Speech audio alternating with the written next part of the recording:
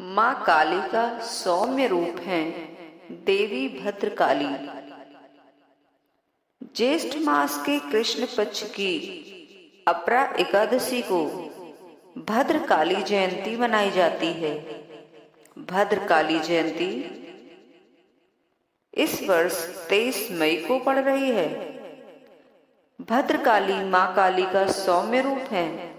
महाभारत के शांति पर्व के अनुसार ये सती के कोप से उत्पन्न दक्ष के यज्ञ की विध्वंसक देवी हैं। भद्रकाली युद्ध की देवी हैं। केरल में इन्हें करियम काली देवी के नाम से भी जाना जाता है, जो किसी भी व्यक्ति के भाग्य को बदलने की शक्ति रखती हैं। माँ भद्रकाली के 4 रूप हैं: दक्षजित, महिषाजित, रुरुजित और दारिकाजित। इनके हर स्वरूप की एक कहानी है। दक्षजित शिव पुराण, वायु पुराण तथा महाभारत की कथाओं के अनुसार शिव की पत्नी सती ने अपने पिता दक्ष की यज्ञ अग्नि में खुद को भस्म कर लिया। इससे क्रोधित शिव ने दक्ष को मारने के लिए वीरभद्र और भद्रकाली को अपने जटाओं से प्रकट किया। इसलिए वीरभद्र को देवी भद्रकाली का भाई माना जाता है। लेकिन भगवान विष्णु ने दक्ष की रक्षा के लिए वीरभद्र को कैद कर लिया।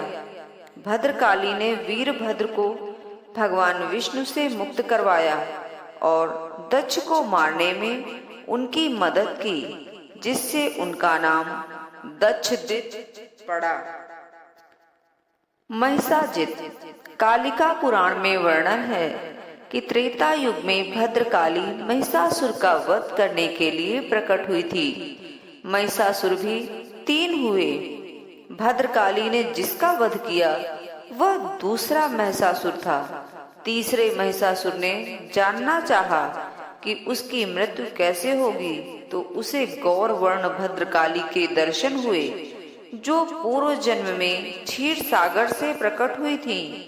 और देवी ने उसे वचन दिया कि वह 18 भुजाओं वाली महिषासुर मर्दिनी के रूप में जन्म लेंगी और उसका वध करेंगी।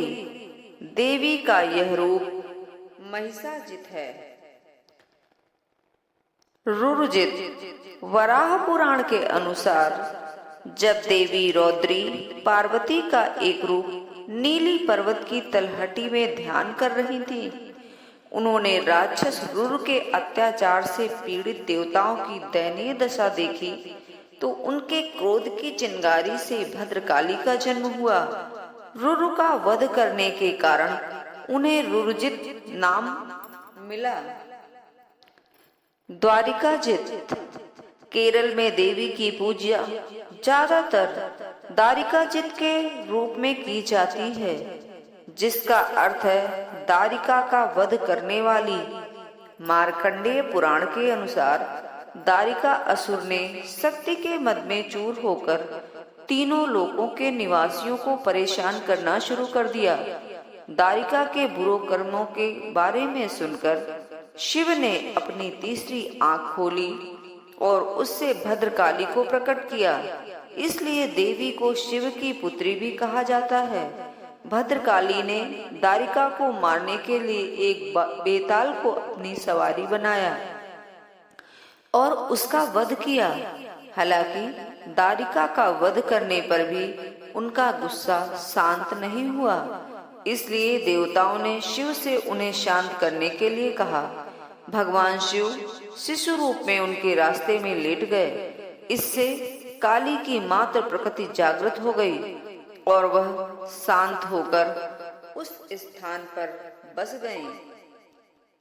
कुरुक्षेत्र में मां भद्रकाली का देवी कूप मंदिर 51 शक्तिपीठों में से एक माना जाता है। महाभारत युद्ध से पहले और विजय के पश्चात भगवान कृष्ण पांडवों के साथ यहाँ पूजा करने आए थे। पांडवों ने विजय के पश्चात अपने घोड़े देवी को अर्पित कर दिए थे। उस दिन से भक्त अपनी मनोकामना पूरी करने पर देवी को यहाँ टेराकोटा और धातु के घोड़े मंदिर में चढ़ाते हैं। ऐसी मान्यता है कि इस मंदिर में कृष्ण और बलराम का मुंडन संस्कार भी हुआ था। यही नहीं, विश्व प्रसिद्ध कोहिनूर हीरे से जुड़ी एक कहानी देवी भद्रकाली के मंदिर से जुड़ी है। दक्षिण भारत के हनमकोंडा और वारंगल की पहाड़ियों के बीच स्थित भद्रकाली मंदिर को 625 ईस्वी में चालुक्य वंश के राजा पुलकेशी द्वितीय ने अपनी विजय के उपलक्ष्य में बनवाया था। बाद में काकतीय राजाओं ने इस मंदिर को अपनाया और भद्रकाली को अपनी कुलदेवी माना।